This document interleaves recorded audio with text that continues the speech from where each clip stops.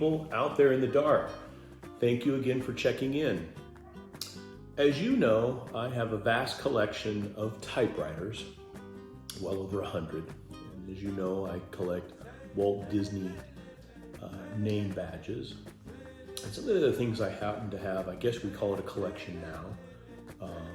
I actually own 31 briefcases and 7 or 8 pieces of luggage. So I thought today we'd talk a little bit about the company called Hartmann and Samsonite.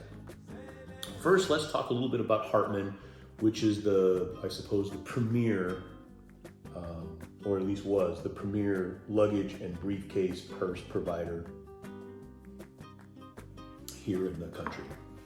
So way back in 1877, a cat named Joseph Hartmann opened a shop in Milwaukee, Wisconsin, making steam trunks, essentially. Well, as his business grew, in 1956, he opened a plant or an operation in Lebanon, Tennessee, and his corporate office followed in 1959. His luggage and steam trunks and briefcases are known around the world as some of the finest you can buy. Most of his leather, Canadian, he discovered some Canadian belt leather, and he ended up adapting it, and most of his briefcases and luggage is made using what he called Beltling leather. Again, Lebanon, Tennessee. His company was actually sold to the Brown-Forman, their Spirits Corporation. They do Jack Daniels, Early Times, Southern Comfort, and actually Tawaka. And I don't know how long they owned them, but they were basically sold off to Samsonite in 2012. But again, really great journeys were made on steamships and Hartmann steam trunks. That was the choice of these affluent travelers as they crossed massive oceans. This is what they put their valuables in. And then as they transitioned into the era of the railways, Hartmann remained the luggage of choice. Even as our journeys took to the skies, people would be seen with Hartmann luggage. They were always there. They were carried by presidents, Eisenhower, Nixon, famous lawyers, even modern designers wanted to work with Hartmann. Now in the 1910 and 20s, you figure people were traveling via rail to the 38 states, and most of their line at that time, the frames were made of steel and aluminum. In the 30s, there was a huge expansion, obviously, with the aeroplanes. Travel grew even more. And in 39, they transitioned out of steel and aluminum frames into basswood, in part for 2 reasons.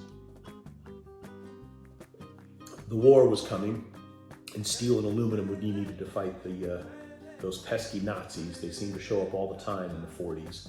We talked about typewriter companies transition to making guns and bombs and bullets. Well, even Hartmann stopped using steel and used basswood, which proved to be very strong and light. Now, in 1954, in the James Bond book Live and Let Die, Ian Fleming actually mentions the Skymate suitcase that James Bond carries. That's how popular his luggage is. In 1958, one of his more famous collections, it's the 707 luggage collection, comes out. In the 60s, they start marketing towards young independent women, much like the Ford's Mustang and the changing basically times. In 1973, Hartmann introduces the first 3-piece luggage, which includes a carry-on, because the 747 now starts to have overhead bins, and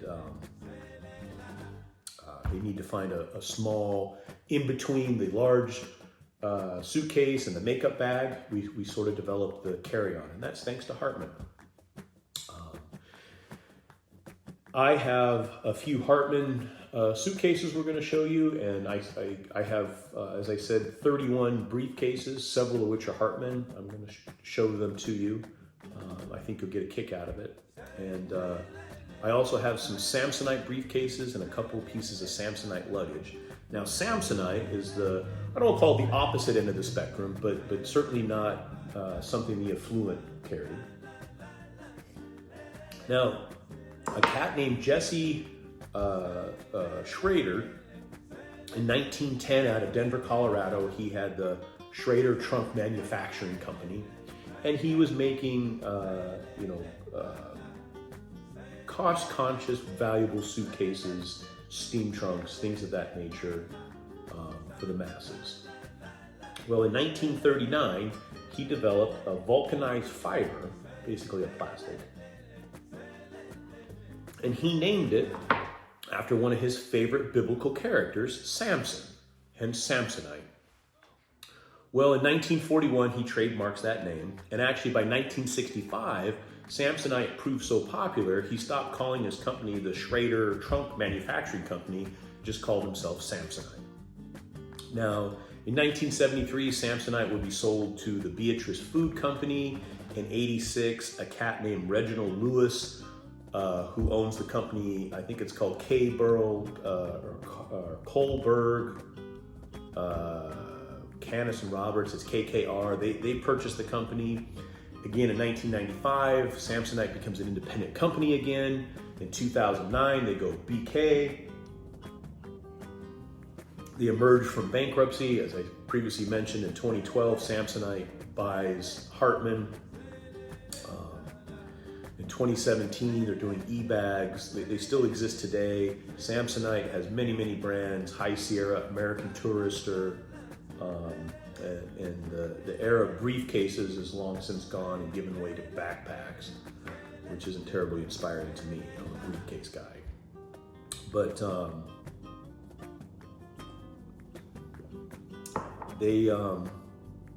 they've survived the Great Depression, the Great Recession, and many other things. So credit to Samsonite for having survived, well over 100 years. But anyway, let's go take a look. We'll start with my luggage. We'll start with Hartmann, and I have a few pieces of Samsonite, and then we'll transition into my briefcases. I think you'll get a kick out of them. Some of them are quite old, and I think fairly rare too. Anyway, let's go take a look.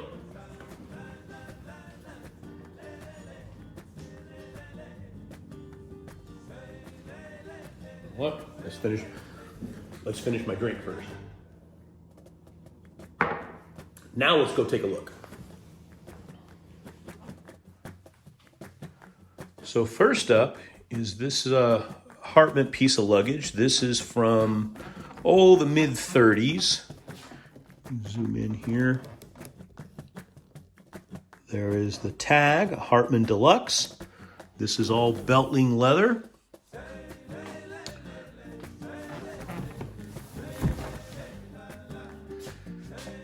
Let's go ahead and open this bad boy up so you can see inside. Okay, I've opened this suitcase up, and as you can see, the zipper or zippers and teeth were all brass, and they have oxidized over the years. Again, I believe this briefcase is from the 30s. Here are the keys. They're oxidized as well.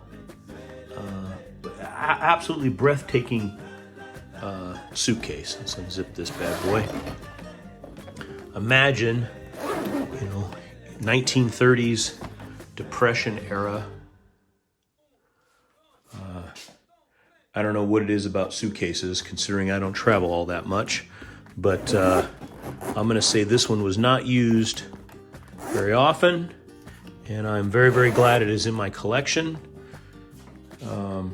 Let's go ahead and close it up here. Give you another sort of look at it.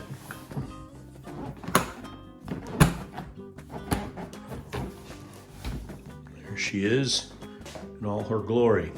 It will never see an aeroplane or a boat or a train as long as it is in my possession. And again, the logo. On to the next one. So here is my next Hartmann full-size suitcase. This is late 70s, early 80s. You can see the tweed. Even Hartmann had to find a way to appeal to those who didn't have the money to be able to spend on a full leather suitcase. This is tweed, very nice. You'll see in a moment, I actually have the carry-on for this, as well as 2 briefcases that have the small amount of leather and this tweed. It's a very, very nice suitcase. Let's unzip it so you can see inside. So here we are on the inside of this suitcase. Not as inspiring as the one from the 30s with the leather. Again, this is late 70s, early 80s. We're getting into really just plastic on the inside. I'll call it a generic suitcase on some level, though by today's standard, it's very, very unique. And again, I'm glad to have it in my collection. It'll never be on a plane, train, or boat as long as I own it. But let's move along. So here is the companion to the full-size suitcase. Again, late 70s, early 80s. This is a carry-on. I have actually traveled with this suitcase, and I actually get a lot of comments when I'm sitting in airports or walking along. It's much more interesting, though more difficult to travel with because it doesn't have wheels, but it does solicit a lot of interesting responses. Let's open this bad boy up. As you can see, just like the large size, it's got basically plastic on the inside. I've got some fiber optic cable, but this is still used, still fits in the carry-on luggage, and as I said, I use it from time to time when I travel. It's very nice, and it does elicit a lot of very nice comments. But there are the pair. I lack the makeup case, mostly because I don't wear makeup. So similar to the tweed suitcase, this is the all leather version. Again, late 70s, early 80s. You can see the H. I have traveled extensively with this particular carry-on, and as I noted before, I get lots of comments when I walk through airports and hotels about how nice my suitcase is. Mostly, I honestly believe because it's more interesting than the standard backpack or luggage that most people wheel around airports today. But let's open this up so you can see inside. Okay, so I've opened up this suitcase, and as you can see, it's the same material as the previous 2 I've shown you. Here is my Hartmann toiletry bag. This is kind of difficult to travel with in today's world, but I have one, all leather, very nice. Which interesting, you can see, what do we else we got here? I've got a mouse, a Dell. Obviously, I travel with this for work. And most interestingly here is a Disney Parks, Lake Buena Vista, Florida. What did I spend money on? Apparently, I had the house-made sangria, $33. Well, I'm guessing I had more than one of those. I don't know what kungaloosh is, but it was $9. Had soup. Well, I ate a lot. I spent $100 here. What is it? You know where this is? I now know where I know what this is. This was at the Jungle Cruise restaurant. There you go. Jungle Cruise Skipper Canteen, Lake Buena Vista, Florida. Wow. 12/6 of last year. I need to keep this receipt. This is a great restaurant. I just discovered something. How exciting is that? Now, this particular Hartmann is actually my favorite. I believe this is the mid to late 40s, early 50s, but I'm thinking just after the war. You can see here the Hartmann logo. This reminds me so much of Willie Loman or Biff Loman from Death of a Salesman. I have traveled with this, but only, I've been very fortunate a few times in my life I've been able to fly private with a good friend of mine, and when I'm able to keep this suitcase in my possession the whole time, I will travel with it. And rest assured, when I've arrived at the hotel, this elicits a ton of responses. And again, of all my suitcases, this is my most favorite. But let's open this guy up. So here is the inside of this suitcase. You'll note, instead of that plastic material, this is actually a weaved sort of cloth-like material. Again, 50s. Unhook this, put more cloth material beneath it.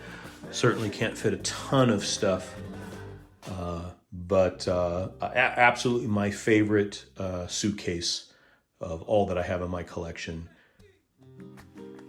So this Hartmann is truly just a day bag. In the Hartmann H. I'm gonna put this into the 80s. This is truly just a weekender. I've used it a few times.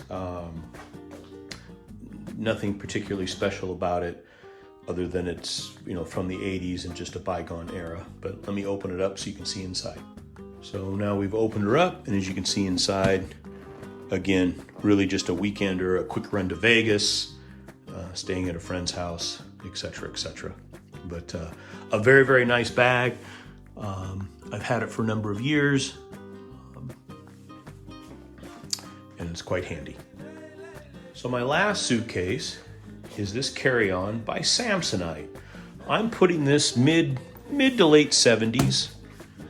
See the Samsonite logo. It's actually quite nice. Again, it's that vulcanized fiber plastic we talked about. And I think this falls right into, for those of you who are old enough, will remember the Samsonite commercials with the gorilla in the cage throwing the suitcase around, showing its durability and strength. But again, overall, a very, very nice suitcase. I'll open it up so you can see inside. So we've opened her up. Again, nothing too terribly exciting. I do have the original keys and I don't know what this is, but there you go, locking your case. I've never actually used it for travel, but I would not. I'm sure if a gorilla can beat it up, or at least a man in a gorilla suit, it would survive the hazards of air travel today. So just for a reference, here are the 6 suitcases and 1 weekend bag that I currently own. As I noted before, all but 1 are Hartmann. My favorite, again, being that fellow right there.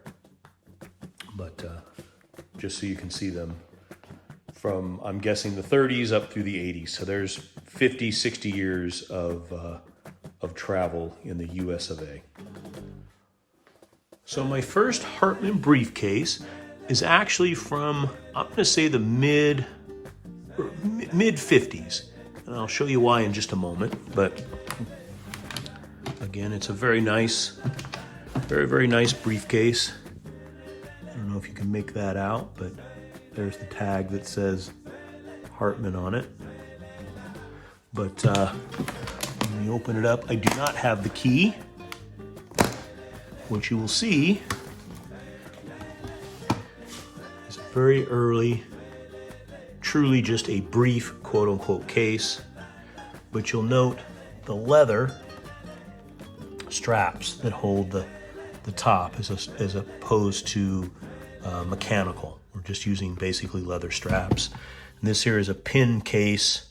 Of course, it's a Hartmann. But as you can see, very, very early briefcase. It's called the Presidential because it's leather on the outside and leather on the inside. I have used this from time to time, though I tend not to because I think they're pretty rare in this condition. Okay, next up is another Presidential. I showed you the 2 flagship Hartmann. My guess is this is from the late 70s, early 80s. Again, all leather. You can see the corners, like the previous one I showed you, have leather on them. This one is my most favorite, and I don't think it's ever been used. I have never used it. And again, inside, you can see it is all leather, and it is magnificent. Again, as I previously noted, on the one from the 50s, it was leather straps. Here we've got a metal mechanism. But this was the flagship of briefcases in the late 70s, early 80s. There's the Hartmann Luggage logo. It was hard to see on the one from the 50s, considering it's 70 plus years old. And you can see the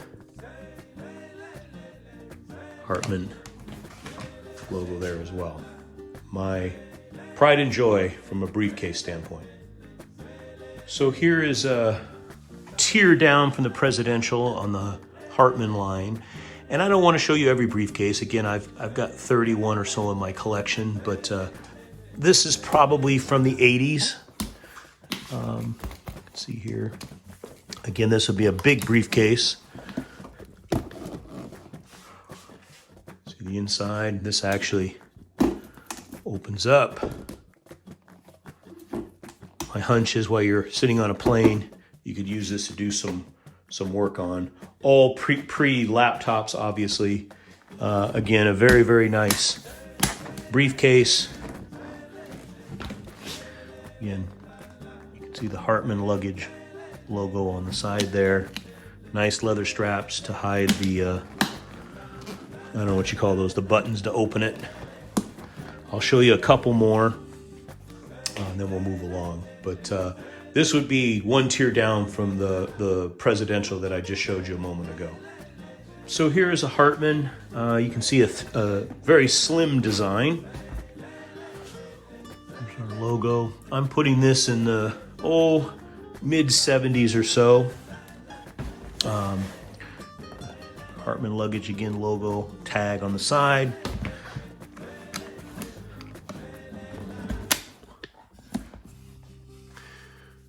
Certainly not as nice as the Presidential. And again, you can see really, truly just a briefcase for paperwork and files. Again, pre-laptop computers and things of that nature. But all in all, a very, very nice briefcase. So these next two, you can see they came out at the same time as those tweed suitcases. Both of these are briefcases.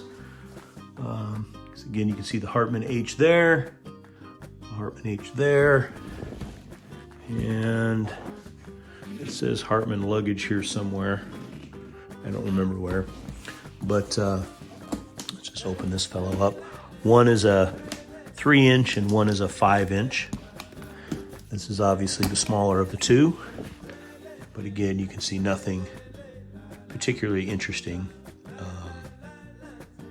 but one I have in my collection. I have carried this in the past. I sort of switched them out. I'm sad to say, I'm sorry to report, I sort of switch briefcases out like women switch out purses. But this fellow is a much larger one, and you will recognize the inside of this from the last one I just showed you.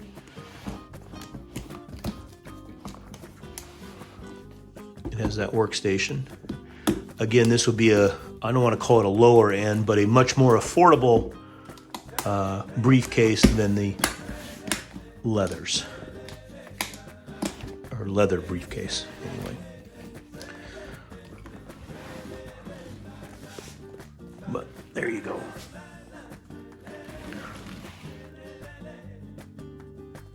Now I'm showing you this one just because this fascinates me. This is actually a briefcase case, so you didn't damage your actual briefcase. And it is very, very nice. Again, you can see it is a Hartmann, the H. At one time, I don't know if you can tell, but the handle of your briefcase actually came up through this. Somewhere in the past, someone has very nicely stitched in a piece of leather to turn this into sort of a shoulder bag. But its intended purpose, once upon a time, was a protector for your briefcase. That's how nice Hartmann briefcases are. And this, I'm putting this in the, early 80s, late 70s maybe, but based on this, I'm guessing early 80s. And you can see the piece of leather that was sewn in to cover up the hole where the briefcase handle would go. But this would be a case for your briefcase so it didn't get ruined. My guess is for the presidential, I'm going to say that this is incredibly rare. But I've got one. So one last Hartmann, not a briefcase, more of an attaché. Again, you can see Hartmann here. I have carried this for work, for meetings and stuff, many a time. There's the famous H. Again, I'm going to put this probably the 80s or so. I actually still have some paperwork and stuff in here. But a very nice little attaché to carry some paperwork when you're going to a meeting. Again, something you will not find. So now we're moving into Samsonite.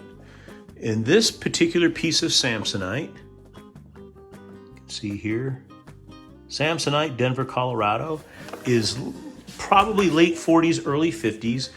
It's considered a briefcase or overnight bag. It is made of that vulcanized fiber I was talking about earlier. And as you can see here, it's designed for some of your paperwork and whatnot. This is all plastic. And what's very interesting is right here, you open this up, and this would allow this would be a workspace again while you're traveling on a plane. And then this opens up. Let's see if I can do this without destroying it. This is where you would put perhaps a change of shirt, pair of chones, maybe some socks, sort of an overnight bag, if you will. But this was one of the very first Samsonite briefcases / travel bag, I guess. I do not have the key, but as you can see, it is in exceptional condition. It looks like leather, but it's not. It's plastic. Cool just the same. So our next Samsonite briefcase, I'm putting this late 50s, early 60s. You can see it's a very slim design. Again, it's that vulcanized fiber, which is just fancy for plastic. Very small, colorful inside, very simple, but a very early Samsonite briefcase. So my next Samsonite, this is probably the 80s, maybe late 70s. Sort of the quintessential. We're now moving out of, obviously, the leather briefcases. Everybody's going to the modern, lightweight plastic. I have carried this a lot to work. It's a very nice briefcase. In its day, I think it was very popular, somewhat indestructible. Again, that vulcanized fiber, high impact plastic. This would be another one of those ones the gorilla threw around in the cage in those commercials. Pre-computer or pre-laptop anyway. Again, this would have been from the 80s. I think it's cool. So the very last briefcase I'm going to show you is the last Samsonite. This briefcase is the last Samsonite to roll off the line. You can see the Samsonite logo there. It is brand new. I've never pulled the tags. Let's open her up. It is faux leather. Again, you can see here's the original tag. I don't know what this is. The keys are in here somewhere too. Oh, actually it doesn't have keys because it's a combo lock, but all fake leather, Samsonite logo. This is the last. You can see it actually, you pop these off and this will expand a little bit. This is the last of the Samsonite briefcases from this point forward, as a society, we are moving into backpacks and things of that nature. Far less interesting to me, but everything ends. So I've shown you the very first briefcase by Samsonite, and here is the very last briefcase produced by Samsonite. So you've seen my collection of suitcases, and you've seen a portion of my briefcase collection. I hope you enjoyed taking a look at them. I enjoyed sharing them with you. I actually have a J. Peterson and Company attaché. For those of you who are Seinfeld fans, you'll know what I'm speaking about. But if you're interested in briefcases or suitcases, there's a ton out there on eBay. Just always remember, you get what you pay for. Pay attention. I think they're a lot of fun, and if you're paying attention, you can get them for a reasonable price. Some of them are quite expensive. But anyway, in this world, when you could be anything you want, you be kind, you be humble, you be forgiving, and you be melting snow. Bye-bye.